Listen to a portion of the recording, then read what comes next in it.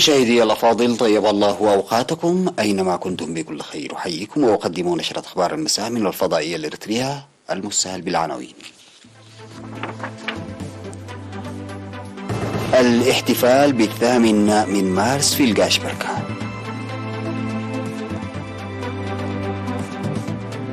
انعقاد مؤتمر الجالية الإريترية في دبي والإمارات الشمالية. ورشة عمل لتخفيض حوادث المرور في القاشبركة.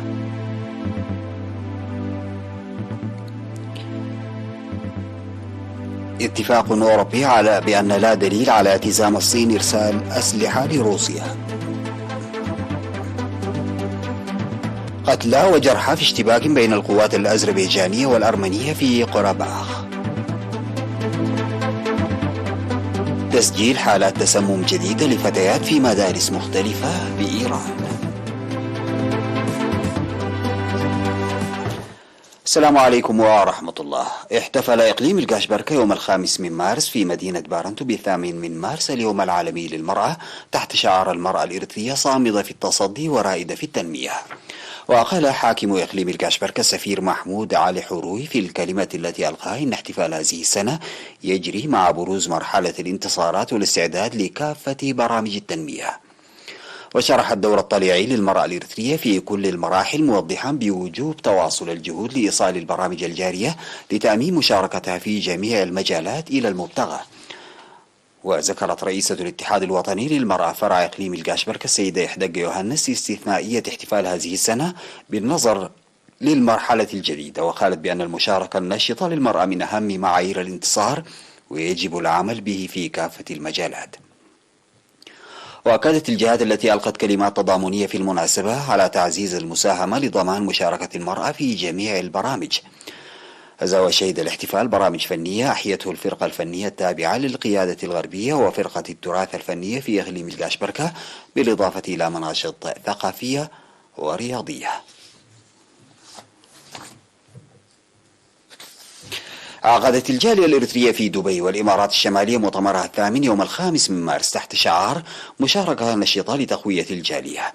وبحث المؤتمر تقرير الهيئة الإدارية للجالية عن أنشطة 6 سنوات، وانتخب هيئة إدارية جديدة من 9 أعضاء.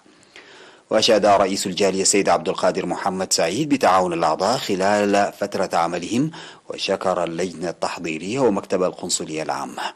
من جانبها أشاد سفير إريتريا في الإمارات العربية المتحدة السيد عثمان محمد عمر الهيئة الإدارية المنتهية فترة عملها لمساهمتها الطوعية في خدمة المواطنين، متمنيا التوفيق للهيئة الإدارية الجديدة.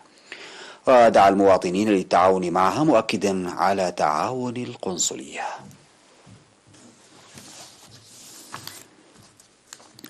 دعا مسؤول التعليم في الإقليم الجنوبي الأستاذ هبتز قيقداني للعمل بقوة لتقوية تعليم الأساس لتحسين نتائج الطلاب في المراحل التعليمية اللاحقة. وأوضح في الاجتماعات التي عقدها من الأول وحتى 4 من مارس في مدينتي مندفرة ودقم حري أن كفاءة التعليم يتأتى بإرساء أساس متين في المرحلة الابتدائية. وأشار إلى تحسن العملية التعليمية ونتائج الامتحانات في النصف الأول من السنة الدراسية الحالية. وناشد الاجتماع الدفع بالدورات التدريبية للمعلمين وتقديم اللوازم الدراسية في أوانها مع بدء العام الدراسي، وتقوية العلاقة مع أولياء الأمور لرفع اهتمام الطلاب بالتعليم. وشهد الاجتماعان سيمينار بإشراف مستشار تنمية القدرات البشرية في وزارة التعليم الدكتور تيدروس سيوم بشأن تحسين خدمات التعليم عامة ووسيلة التدريس وتأهيل الأطفال في التعليم ما قبل النظام على وجه الخصوص. من جانبه دعا المدير العام لقسم الخدمات الاجتماعية في الإقليم الجنوبي سيد قلاب تسفاس اللاسي العمل لتحقيق الكفاءة التعليمية في جميع المراحل التعليمية وتنشئة الطلاب بقيم المجتمع. نظمت شرطة المرور في إقليم القاشبركة ورشة عمل بالتعاون مع فرع سلطة النقل البري في الإقليم بهدف خفض انتهاكات قوانين المرور والحوادث المرورية الناتجة عن الإهمال. وشارك في هذه الورشة سائقو السيارات الصغيرة والكبيرة وأصحاب ورش صيانة السيارات. أوضح مسؤول شرطة المرور رائد رأيوس أجاي في الورشة التي نظمت في 4 من مارس في بارنتو بالرغم من فجائية حوادث المرور فإن توخي الحيطة واحترام قوانين المرور وجودة السيارات له دور في الحد من الحوادث المرورية. وقال إن القيادة مع مصاعب صحية في النظر والسمع، والقيادة أثناء السكر وتدني قدرة القيادة والشحن الزائد من الأسباب المستفحلة لحوادث المرور. من جانبه أوضح مسؤول مكافحة الحوادث المرورية السيد ياسين محمد إن أعمال المراقبة التي تقوم بها الشرطة للحد من الحوادث المرورية ليس كافيا وحده، ويجب على جميع الشركاء وخاصة السائقين المساهمة فيه.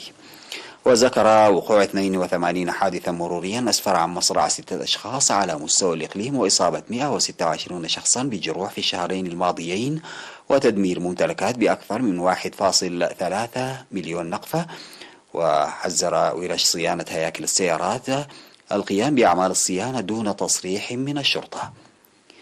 من جانبه أوضح مسؤول مراقبة النظام في فرع سلطة النقل البري سيد هبتوم تسفى سلاسي تنظيم المحاضرات التنويرية وأنشطة المراقبة للحد من حوادث المرور، وطالبت الورشة لاتخاذ الخطوات التصحيحية ضد منتهكي قوانين المرور عامة.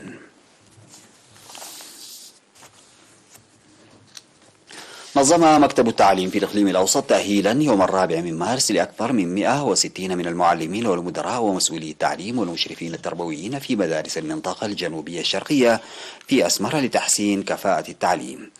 وأوضح مسؤول المدارس في المنطقة الأستاذ أبرهلي الرفايني أن التأهيل نظم في قاعة الاتحاد الوطني للمرأة ومدرسة حلايا الثانوية.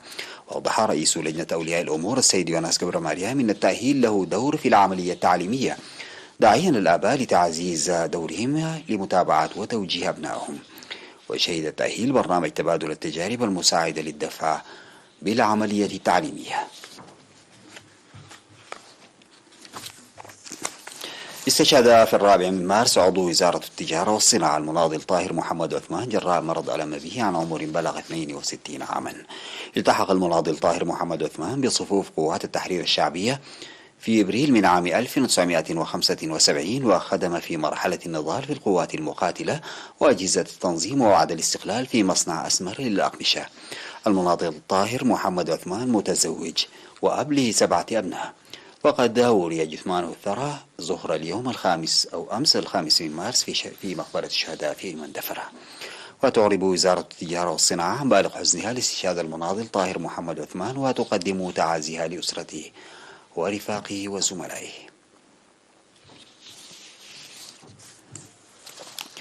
بعد الفاصل سادتي يعود بالأخبار الخارجية.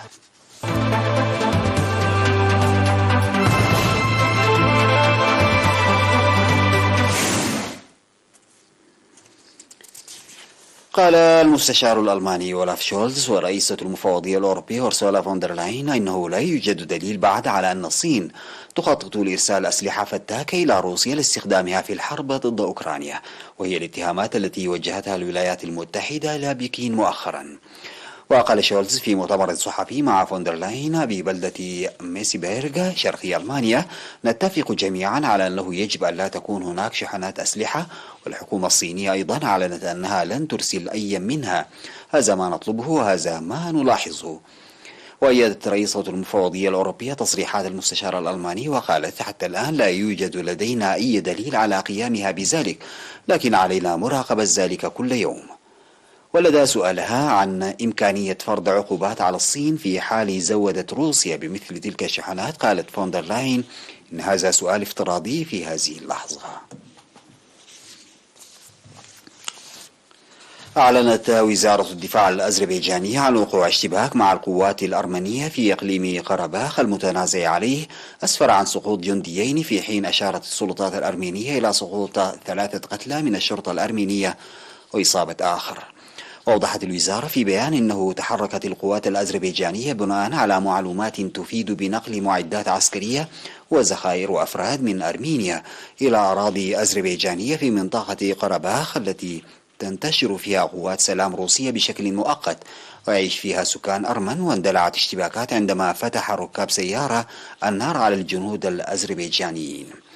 من جهتها وصفت وزارة الخارجية الأرمينية الإيضاحات الأذربيجانية بالسخيفة، مشيرة إلى عدم تقديم أي دليل على نقل الأسلحة. بدورها تنفي وزارة الدفاع الأذربيجانية الرواية الأرمينية، وينتشر جنود روس لحفظ السلام بعد التوصل إلى اتفاق لوقف إطلاق النار بوساطة موسكو أنهى الحرب، لكن التوتر لا يزال شديدا في وقت لم يحدث فيه أي تقدم في المفاوضات بشأن توقيع معاهدة سلام. سجلت حالات تسمم لفتيات إيرانيات جديدة في إيران. استم الإبلاغ عن تسمم عدد من الطالبات في مدرستين ثانويتين للبنات في أبهار غربي البلاد والأهواز جنوب غرب البلاد، وفي مدرسة ابتدائية في زنجان غرب إيران، وفق ما نقلت وكالة الأنباء إسنا عن مسؤولين صحيين محليين. هذا وطالت حالات التسمم أيضا تلميذات في مدارس مدينة مشهد وشيراز وأصفهان بحسب وكالتي الأنباء مهر وإلنا. وكانت مئات التلميذات قد تعرضت لتسمم بالغاز في عشرات من المراكز التعليمية خلال الأشهر الثلاث الماضية وفقا لأرقام رسمية. وفي بيان نشر قال وزير الداخلية أحمد وحيدي إنه تم اكتشاف عينات مشبوهة خلال البحث الميداني من دون إعطاء مزيد من التفاصيل. تحطمت طائرة ركاب صغيرة كانت تحاول العودة إلى مطار في جزيرة لونغ آيلاند الأمريكية بعد أن أبلغ الطيار عن وجود دخان في قمرة القيادة، ما أسفر عن مقتل شخص وإصابة 2 آخرين بجروح خطيرة بحسب مسؤولين. والطائرة من طراز بايبر BA 28 تحطمت أثناء عودتها لمحاولة الهبوط الاضطراري في مطار ريبابليك في فارمينغديل على بعد حوالي 32 كيلومترا شرقي مدينة نيويورك حسب ما قالت السلطات. وقالت شرطة مقاطعة سافولك إن الطائرة ذات المحرك الواحد أقلعت من نفس المطار، وأصدر الطيار إشارة استغاثة بعد وقت قصير مشيرا إلى وجود دخان في قمرة القيادة. وتم الإعلان عن وفاة شخص في مكان الحادث، وتم نقل الاثنين الآخرين بواسطة مروحية للإخلاء الطبي إلى مستشفى في المنطقة في حالة حرجة بحسب بيان صادر عن مفوض دائرة الشرطة. ختاما سادتي لنشرة الأخبار أذكر بعناوينها. الاحتفال ب8 من مارس في الكاشبركة.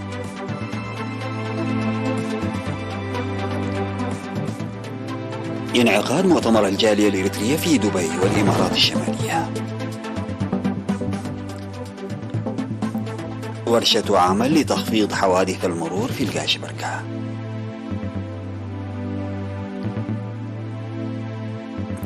اتفاق أوروبي بأن لا دليل على التزام الصين إرسال أسلحة لروسيا. قتلى وجرحى في اشتباك بين القوات الأذربيجانية والأرمينية في قرباخ. وتسجيل حالات تسمم جديدة لفتيات في مدارس مختلفة بإيران. انتهت نشرة أخبار المساء، قدمتها لحضراتكم من الفضائية الأمريكية. شكرا لمتابعتكم. السلام عليكم ورحمة الله تعالى.